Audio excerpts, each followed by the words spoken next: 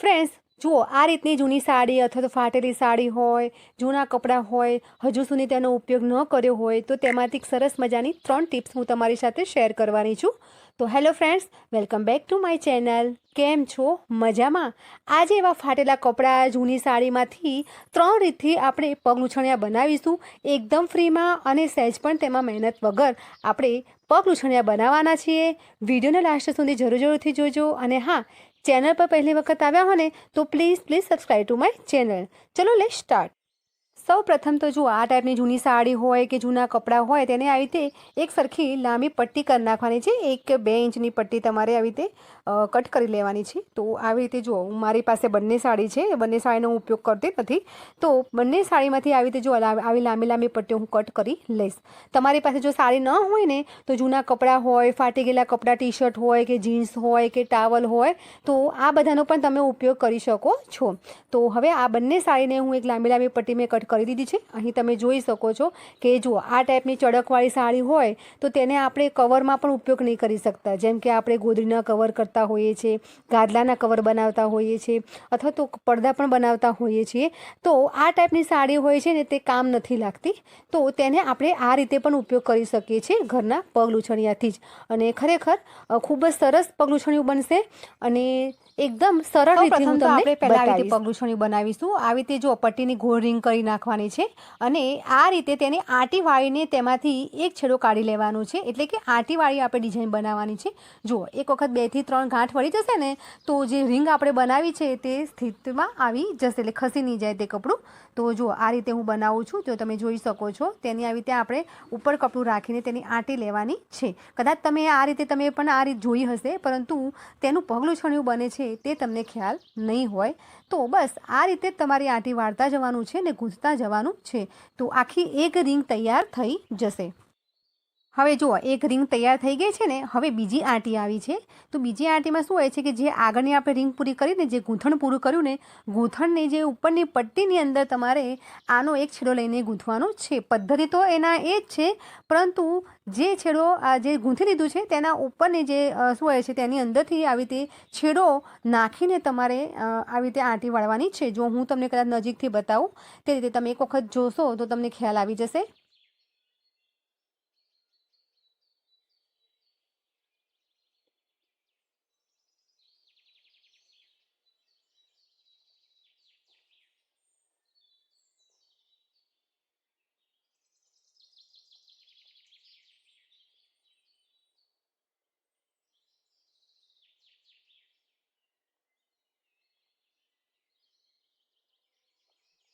તો બસ આવી રીતે ગૂંથતું જવાનું છે. અહીં મેં 2 કલરની સાડીની પટ્ટી કટ કરી હતી.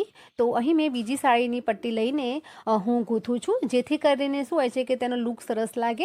તો અહીં તમે કોઈ પણ કલરનો પટ્ટીનો તમે ઉપયોગ કરી શકો છો, એવું કંઈ જ નથી.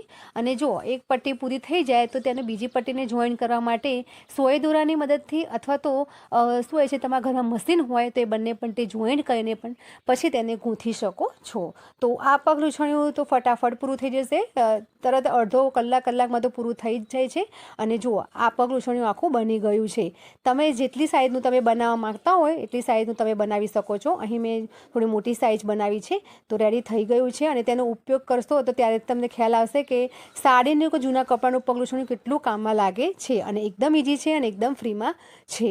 તો તમને આ ટિપ્સ ગમી હોય ને. હવે સેકન્ડ ટિપ્સ જોઈશું. આ પણ પગલૂછણિયું જ બનાવવાનું છે.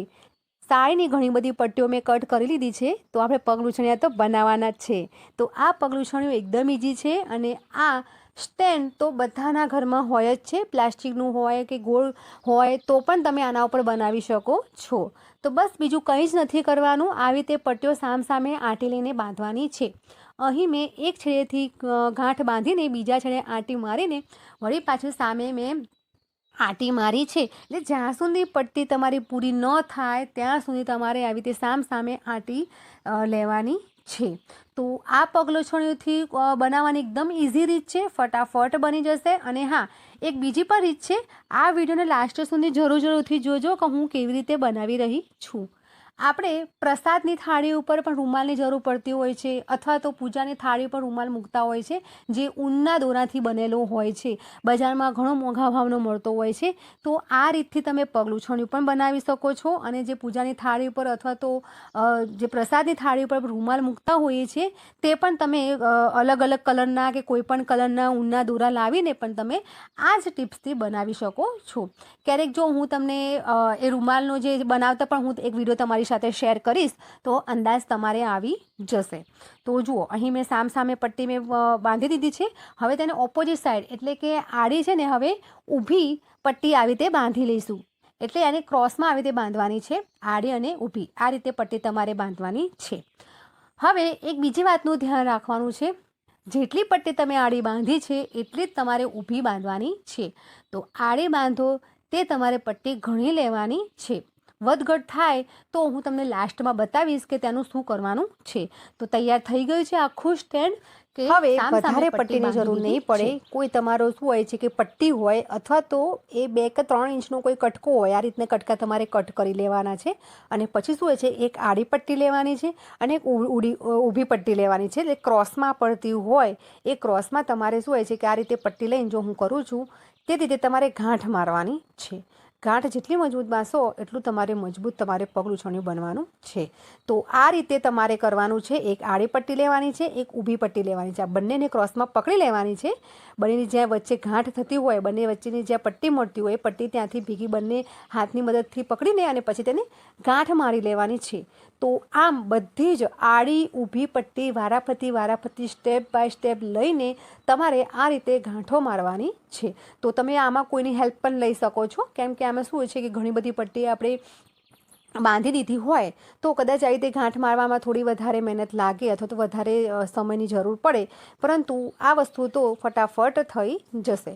તો જો આ રીતે બધી જ હું વારાફરતી મેં ગાંઠ મારી દીધી છે, તમે જોઈ શકો છો.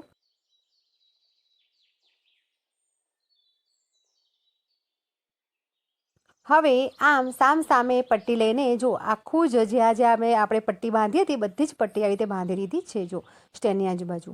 હવે તમને એમ થતું હશે કે કેવી રીતે રેડી થશે, તો જો આ રીતે કાતરની મદદથી આપણે સામે જે છેડા હતા એ જે સ્ટેન્ડને આપણે બાંધ્યા હતા એ છેડા આવી રીતે ધીમેથી તમારે કટ કરી લેવાના છે. જો પગલૂછણિયું કટ ન થઈ જાય તેની તમારે તકેદારી રાખવાની છે. તો આ રીતે જો મેં સામે બધા જ જે છેડા હતા મેં કટ કરી દીધા છે. અને કટ કરીને જે છેડો વધઘટનો થતો હોય, અમુક તો અમે કેવું કટ કરતી વખતે વધારે કપાઈ જતું હોય, ઓછું કપાઈ જતું હોય, તો તેના છેડા સરખા કરીને આવી રીતે ચારે બાજુ એક સરખા છેડા કરી લેવાના છે. તો બની ગયું છે પગલૂછણિયું તરત જ. આમાં કંઈ જ ગૂંથવાની કંઈ જરૂર ન પડી. નાનું છોકરું પણ આ રીતે આપણે કહીએ તો 2 થી 3 એકસાથે પણ બનાવી શકીએ છીએ. તો જે ગાંઠ તમે મારી છે ને જે કપડાથી, એ કપડાએ પણ જો કદાચ વધારે છેડો લાંબો થઈ ગયો હોય તો તેને પણ કટિંગ કરીને એક સરખા કરી શકો છો.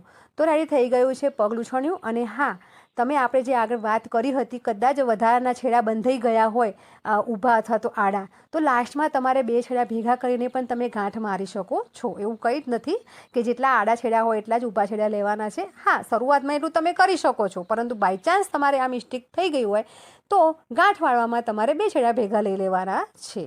તો ફ્રેન્ડ્સ, આ મારી બીજા નંબરની ટિપ્સ છે. આપણે જે પહેલાં પગલૂછણિયું જોઈ ગયા એ પણ ખૂબ જ સરસ હતું, અને આ બીજું પગલૂછણિયું તમારી સાથે મેં શેર કર્યું છે. તમને ગમ્યું હોય ને તો પ્લીઝ જરૂરથી ટ્રાય કરજો. ટ્રાય કરીને કમેન્ટ જરૂરથી કરજો.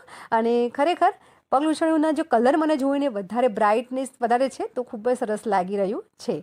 તો ટ્રાય કરવા જેવું છે. કંઈક નવું વસ્તુ બનાવવામાં મજા આવતી હોય છે.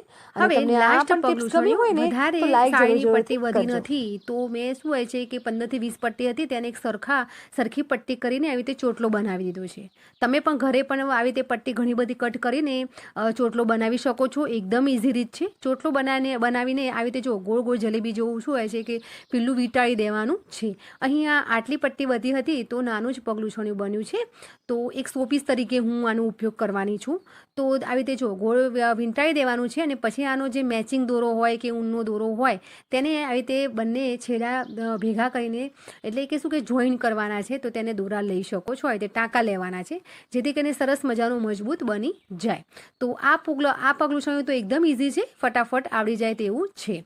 તો જો આ રીતે મેં બનાવી દીધું છે. તો આને એક શોપીસ તરીકે તૈયાર કરી શકો છો. ઘરમાં કોઈ ગરમ વાસણ એના કોટનનું કપડું હોય તો એના પર તમે મૂકી શકો છો, અથવા તો ફૂલદાની હોય કે કોમ્પ્યુટરનું માઉસ હોય કે કોઈ પણ તમે વસ્તુ આના પર મૂકી શકો છો, અથવા તો તમે શું હોય છે કે કોઈ એક શોપીસ તરીકે પણ તૈયાર કરી શકો છો. કેમ કે એવી લેસ તમારી પાસે વધી હોય અને એવી સાડી હોય કે જે ખૂબ જ ભરેલી હોય અને ટીડીઓથી ભરેલી હોય અને તેનું પણ આ રીતે બનાવીને એક શોપીસ તમે રેડી તૈયાર કરી શકો છો. તો ફ્રેન્ડ્સ, આ હતી અમારા 3 પગ લૂછણિયા, જે તમને ઇઝી રીતથી તમને બતાવી દીધા છે અને તમે ઘરે પણ બનાવી શકો છો. અને તમને 3 આઈ હોપ તમને 3 ટિપ્સ તમને ગમી હશે. તો પ્લીઝ કઈ ટિપ્સ તમને ગમી તે પણ મને કમેન્ટ કરીને જરૂરથી કહેજો, અને આગળ પણ હું કયા ટોપિક પર વિડીયો બનાવું તે પણ મને કમેન્ટ કરીને જરૂરથી કહેજો. અને હા, વિડીયો ગમી હોય ને તો પ્લીઝ લાઇક તો એકદમ ફ્રીમાં જ છે, તો પ્લીઝ લાઇક, શેર, સબસ્ક્રાઈબ જરૂરથી કરજો. હવે